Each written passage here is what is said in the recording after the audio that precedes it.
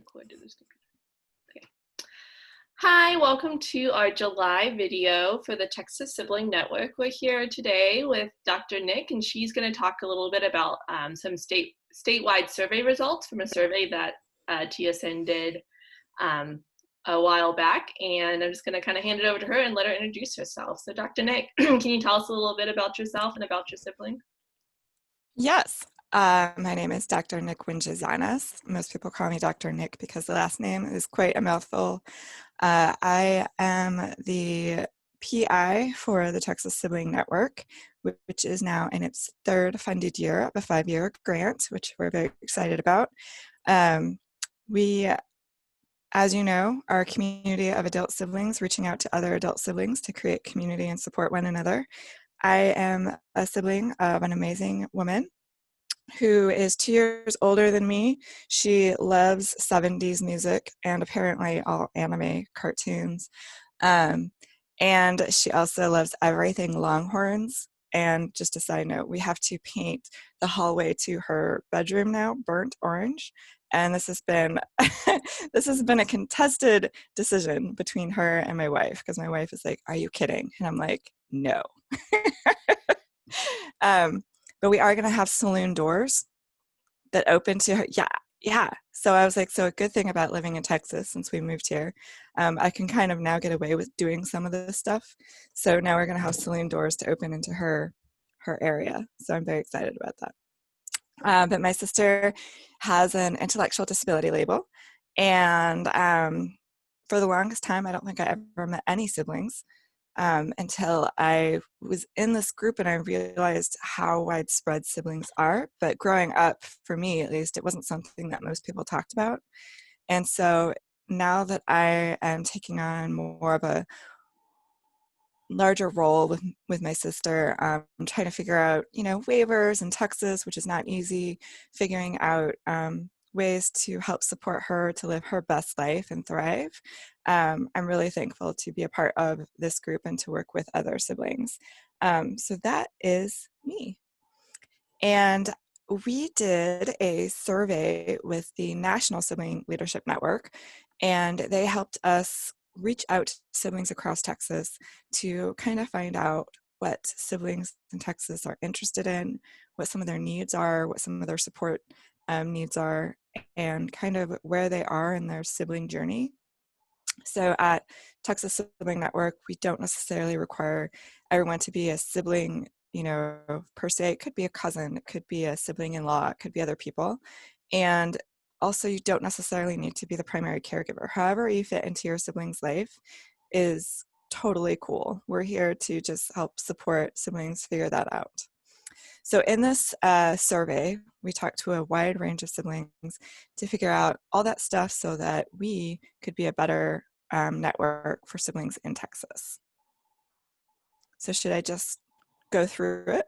Yeah, we'd love just to hear the results of it and kind of hear a bit more about the research and why sibling research matters. Why do we do it? Ugh, research is so important. So, let me move this a little bit. So the demographics of the siblings who responded they ranged from the age of 19 to 60. The average age was 35. 85% of the respondents were female, and then we have a breakdown of the race ettnicity. So approximately just over 100 siblings responded, and this is actually representative of the national selection of siblings in the U.S. is that generally the folks who are responding are generally going to be females or sisters, and they're generally going to be white. So what we're hoping to do is reach out to a greater diversity of siblings in Texas, since we do have a wider range of diversity here. So this is something that is one of those important reasons why we do research, to see who we're reaching out to and who we need to be reaching out to. So that's one reason why we do it. Awesome. And as far as like the 85% that were female, do we find that, like, why do we think that most siblings who respond are female? Honestly, it follows a long history, a long trajectory of women, women identified folks being the caregivers in the families. So that's across many different ethnicities and races of the female being kind of the caregiver. And so that's generally why we see in any study that we're looking at caregiving, it generally is a higher percentage of female identified folks. So that is something that is just a historical trajectory. Mhm. So then we asked what the disabilities of respondents' brothers and sisters were, and approximately 33% were an intellectual disability label, 17% were specifically Down syndrome, 30% were autism, 19% were physical, and 17% were mental health diagnoses. And you can see that these percentages add up to over 100%. Because siblings could choose as many diagnoses as they needed. And so again, that's something that we see representative across most studies and research, is that folks don't experience just one disability. They often experience co-occurring disabilities, and that's for any disability group, not just our folks who have developmental disabilities. So that was interesting. So when we were asking, so again, when we're talking about siblings on their journey and how involved they are, this is one of those important questions that we asked, is where do their siblings with disabilities live? And so we can see that a large percentage, like majority of them, live with their parents still. And given that many of the siblings who responded were approximately in the 35-year age range, that was the average, we know that their parents are going to be aging. So if I'm thinking of myself, my parents are in their early 70s, and so my sister is still primarily living with them. So that is an aging caregiver. And so that adds in this extra layer of needing to figure out where our role is as siblings, because our parents are aging, our sibling might still be living with our parents, and we need to figure out what are the next steps for the future and figure out how to have those conversations with our family members about this. So the percentage of siblings living with their family from this survey is in line with the state of the states and developmental disabilities report, which is something that most in our profession kind of look to see what's happening in the world of disabilities and profession. So 70% of individuals with IDD in Texas live with their families. And so the aging of family caregivers is an important issue in Texas that's got implications for the service system and family supports. Family caregivers are getting older, people with disabilities are living longer, which is amazing. So according to this report, of the over 300,000 people with IDD labels living with their family caregivers in Texas, 20% are over the age of 60 years old. So that's 60,000 families in Texas that will likely need a caregiver transition in the future very soon. As parents age and are less able to support their adult child with disabilities, sibling involvement becomes much more necessary of figuring out what does that future look like. And again, this is why it's really important to be doing research for siblings, because we need to be figuring out what are those conversations that need to be happening, what are those supports that need to be happening, how can we support our siblings to have a successful transition for their sibling with a disability and their family members. So oftentimes we talk to siblings who are just told it's your turn to take over, or something traumatic happens and the parents are no longer available or able to take care of their sibling, and there's been no future planning. This is what we really try to talk to siblings about, is how important future planning is, because we never know what's going to happen in the future, and especially right now, I think during this really tumultuous time, it's even more important to be planning for the future and figuring out what roles we want to play in our futures, in our siblings' future. Yeah, absolutely. So current versus anticipated caregiving roles. So this is where our current role is the blue part. So siblings who are primary caregivers, you can see, is under 20%. Secondary is over 50%. And then no caregiving role currently for our siblings is about 30%. Now, if you look at what they're anticipating their role to be in the future, it flips, right?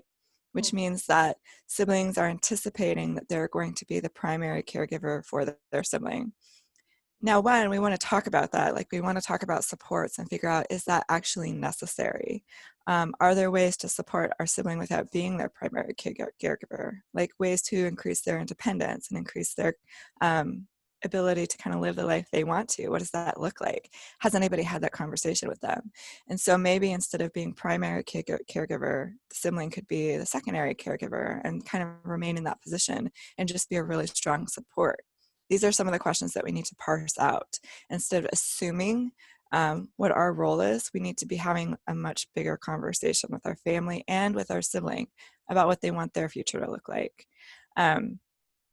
So I think that this is something that might be changing. I don't know what you think, Colleen, with siblings thinking that maybe they don't necessarily need to be the primary caregiver. But for a very long time, that was assumed what the case had to be. And we know now that that's not necessarily true for a lot of folks with disabilities. Yeah, we're hearing a lot from younger siblings. I've heard a lot of younger siblings aren't necessarily anticipating becoming the primary caregiver.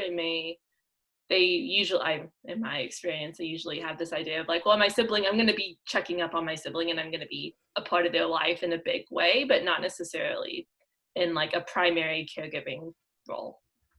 Even within my own family, I don't foresee myself becoming my brother's primary caregiver in the future, short of something traumatic happening and we're not able to get him into a different place. Yeah, but these are like some of the conversations that I think a lot of families haven't necessarily had. Yes. Which is, again, why it's important to be doing research, but also to be reaching out to our communities and figuring out what are the supports that are available, what are the different future visions that we could have. So looking at this chart, I think that this is kind of letting us know that siblings are envisioning a future that maybe they don't necessarily know the full picture of, right? Yeah. So, but they are expecting to be a huge part of their siblings' future, which is awesome. We just have to figure out what that looks like. Yeah, absolutely. And so when we asked siblings what they said that their needs were for figuring out their future roles and what they saw that they needed some supports in, again, future planning was number one. 49% said that they need a lot of support in figuring out how to do that. 44% said financial benefits, transition to caregiving, figuring out Medicaid and Medicare, because that is a bonkers system to try to figure out, and everyone should have support in that. Person-centered planning, which is basically a planning of how to make sure that your sibling is the center of the plan that you're creating for their future, and that they have a say in that future, whatever that say looks like. And so helping support siblings in that. Advocacy, family conversations, and then partners in policy making is a program that's national, and we have one in Texas through TCDD that just helps support family members understand the policymaking process as it affects their siblings with disabilities. So making sure they know how to advocate at the legislature, know how to read a bill, things like that. So we can see that there's a lot of needs in our community. Again, this is why it's important to do research instead of us saying, you know what, I think that we should talk about XYZ. We do this study so that we know what siblings actually want to see, that they actually say they need supports in.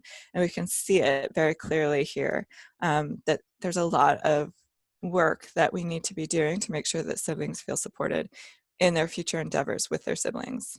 Yeah, and that's a big part of why at TSM we've been really doing a lot of work around future planning, was using this research data. We were able to see like, oh, there is this, we heard anecdotally that it was a need, but then we had the numbers to back up that it was a need.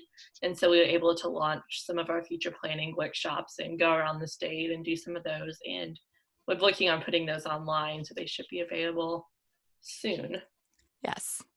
We're getting closed captions on it because we want to make it as accessible as possible, and we're also translating it into Spanish. So there's a little bit of lag time in getting some of those out there. But right now, we're in the process of making it available online versus having to wait for it to be in person, which is, one of those side benefits of putting everything online right now.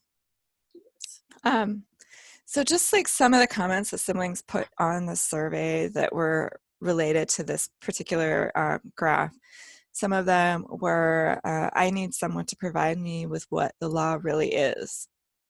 I mean, that's just a very, black and white, just help me understand what the law is, and we can help people find resources for that. Another sibling said if someone could take care of her during the night or travel with us so our interactions could be more focused on having fun together instead of just meeting her basic needs, it would be so wonderful. And I just really resonated with that because I feel like a lot of siblings are kind of trying to figure out how to transition from, not being the parent caregiver to being more of a sibling. And sometimes that's really hard because you want to have that sibling interaction and just be silly or fun, or make jokes. And you feel like you're supposed to have this responsibility of doing certain things. And so I feel like in the sibling network, we could have those conversations too of how to make this transition, how to get other support so that you can, just be that fun person with your sibling versus the caregiver. And I just thought that was a really poignant comment. I didn't make it, but I think I could have. Our concern right now is how our mother's aging is affecting her ability to play a caregiving role for my brother. I'm currently worried about what is going to happen to my sister when my parents can no longer take care of her, both personally and financially. So these are all these questions that people have that maybe we don't talk about outside of the sibling network, right? Because other people aren't necessarily going to understand the complexity of this topic, right? So again, if we have the numbers, then we know what we need to be doing for our siblings. We know what topics we need to be talking about. But also having the network is a way for siblings to have these conversations more informally and figure out these new supports and things that we might not have even thought to ask about. Like if we're just talking to someone and someone offhandedly makes the comment about, I have this person who comes and helps my sister go grocery shopping. And like maybe another sibling just never thought of that. And they're like, oh, that's a great idea. And just this like really amazing mutual aid support that kind of happens with siblings is something that I think our network is really positioned to be amazing at. Yeah, and to put a little plug in, we've been doing meetups online, which has been really fun and a good way for, I think, siblings to get together without the commitment of driving, or kind of it's right now. I think it's a little bit easier to sometimes. I have a bit more time in my schedule, to be completely honest, so I think it's a bit easier sometimes to make these things right now. So, bit of a plug in. Look out for our monthly meetups on our social media. Yeah, and I think that the online meetups have been really great, because it does cut down on that commute, right? Like many places in Texas, commuting is just the worst, and just getting from one end of the city to the other is the worst. And so I think that having that online ability, and now that it's online, it's statewide, right? So we could have someone from Midland or Odessa or Lubbock join us, and we could have kind of this bigger conversation outside of like what's available maybe in our area, and then think bigger about it. Yeah. So it's really awesome, and Colleen leads them, and they're amazing, and they're great. Okay, so this is the last slide that I have up here for what we found out from the survey, and that was disability policies. And again, this is going to come back to why we do research, and that's because we, ask us questions about siblings. What do you know about these different policies that are there to support you and your sibling? And a lot of siblings didn't know about a lot of these policies, which are there to help them. So home and community-based waiver services, the Medicaid waiver services. So how many siblings kind of knew about that?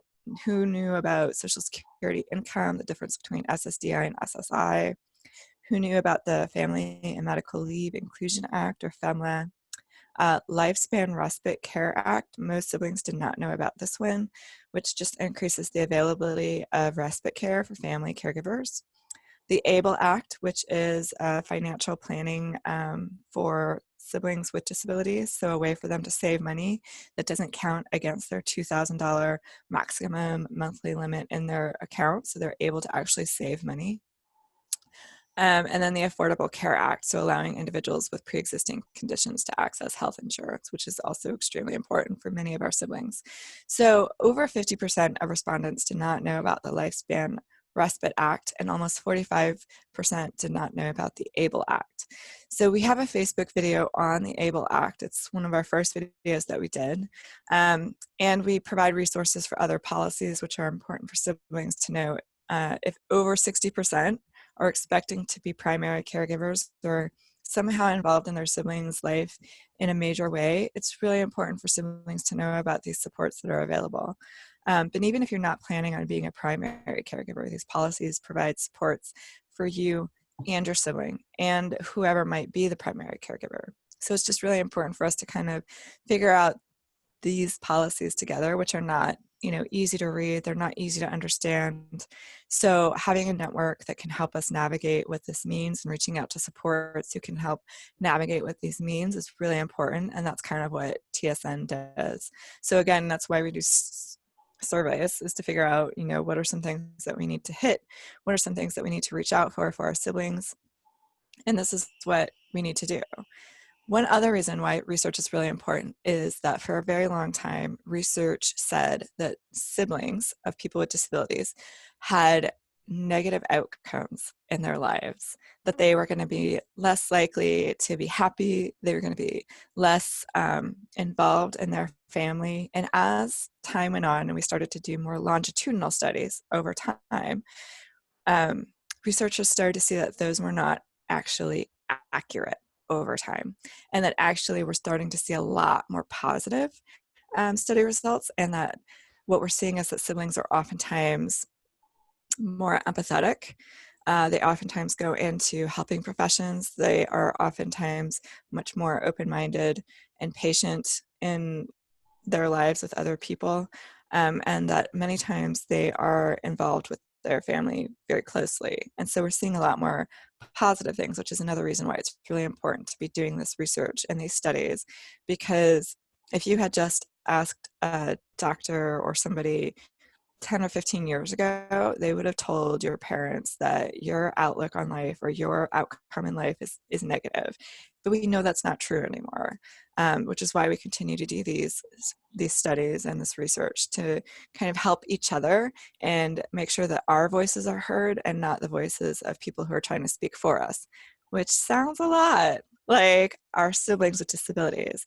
If we're talking for them and we're not asking them, we're not getting a clear picture. And the same is for us too. If we're not the ones involved in this work, then other people are speaking for us and making assumptions about us. Yeah, absolutely. Do you have any closing thoughts before we finish it out? Or I guess that probably was your closing thought. That was my closing thought.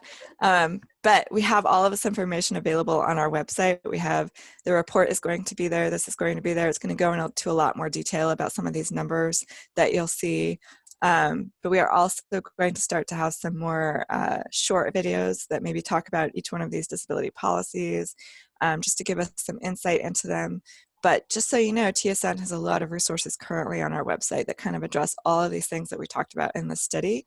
And we have methodically done that based on this study. So again, this is a circular loop, and why it's important to be talking to one another and doing the studies and being a part of the network. Yeah, absolutely. Well, thank you so much for sharing this with us. And TSN members, make sure to follow us on our social medias to keep up to date on a lot of these things that we've been talking about. Okay, thank you.